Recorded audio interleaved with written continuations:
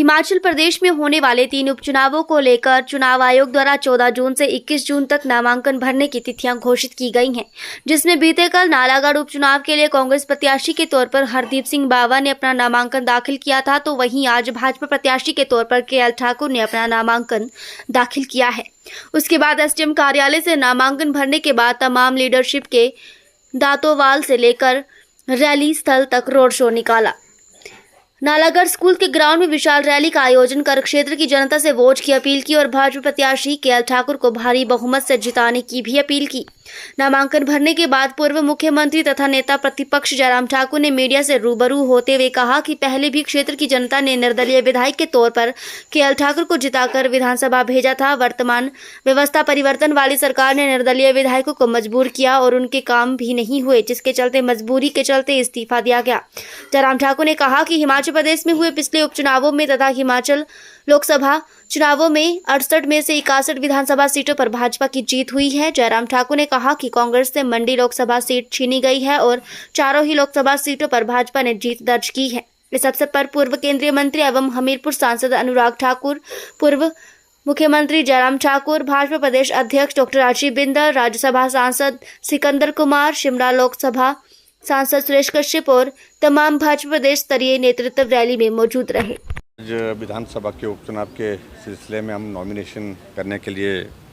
Shri KL Thakur ji के साथ यहाँ पर हैं और हम उनको शुभकामनाएं देते हैं। पिछली बार स्वतंत्र होकर के चुनाव लड़े थे, जीते थे, बहुत अच्छे मार्जिन से जीते थे और अब की बार इस उपचुनाव की नौबत आई है, एक हालात बने, इस तरह की परिस्थिति बनी है और हमारी पार्टी की ओर से, भारतीय जनता पार्टी की ओर से ये ऑफिशियल कैंडिडेट हैं और हम पूरी ताकत के साथ इनके साथ खड़े होकर के पूरे इस चुनाव में जो है वो इनकी जीत को सुनिश्चित करेंगे।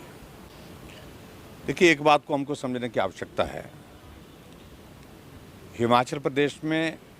68 में से 61 सीटों पर भारतीय जनता पार्टी जीती है लोकसभा के चुनाव में और 4 लोकसभा में से 1 छीनी हमने कांग्रेस पार्टी से। मंडी लोकसभा क्षेत्र जो कांग्रेस पार्टी की अध्यक्षा है वहाँ पर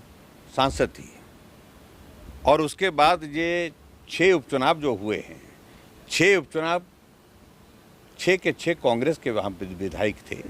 6 में से 2 सीटें हमने उनसे छीनी हैं और अब ये 3 उपचुनाव हैं, ये तीनों उपचुनाव हम जीतेंगे। और कायदे से बनती बात तो ये थी कि हिमाचल प्रदेश में जब तीनों निर्दलीय विधायकों ने अपना त्यागपत्र दे दिया था, त्यागपत्र स्वीकार करने के साथ ये चुनाव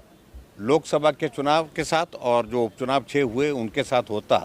तो खर्चा बचता, लाखों करोड़ों रुपए का खर्चा बचता। लेकिन कांग्रेस ने राजनीतिक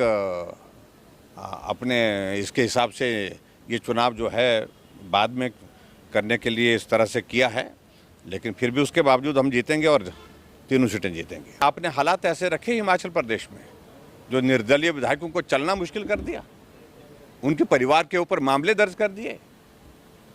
और ये हालात तो आज की तारीख में इस प्रकार से है कि कांग्रेस पार्टी में भी किस तरह का दहशत का माहौल है। और पिछले कल आपने देहरा में देखा होगा कि एक जो कांग्रेस पार्टी के जो ट्रेजरर हैं, उनके हैं, शायद ट्रेजरर है, मुझे बताया गया इस तरह से, जिस तरह से उन्होंने अपनी कहानी बयान की है,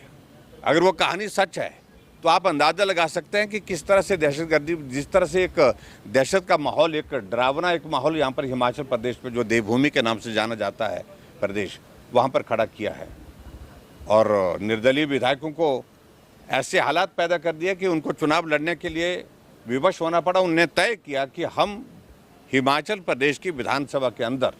अब निर्दलीय विधायक की हैसियत से नहीं जाएंगे, हम भारतीय जनता पार्टी के विधायक की हैसियत से जाएंगे। सर, सुक्खू जी का बार-बार यही बोलना कि आपकी राजनीति तोड़ने की है सर, बार-बार यही बोल रहे हैं। देखिए, मुझे उसमें कुछ नहीं कहना है कि उनके ही पार्टी के लोग क्या क्या कह रहे हैं उनके बारे में, यही मुझे लगता है पर्याप्त है। Thank you. देखते हैं सारी चीज़ को लेकर के। अभी तो आज हम केएल ठाकुर जी के नॉमिनेशन में यहाँ पर हैं, राणा जी साथ हैं, हमारे साथ सुबह हम साथ ही थे और मुझे उम्मीद है कि सब चीज़ें ठीक होंगी।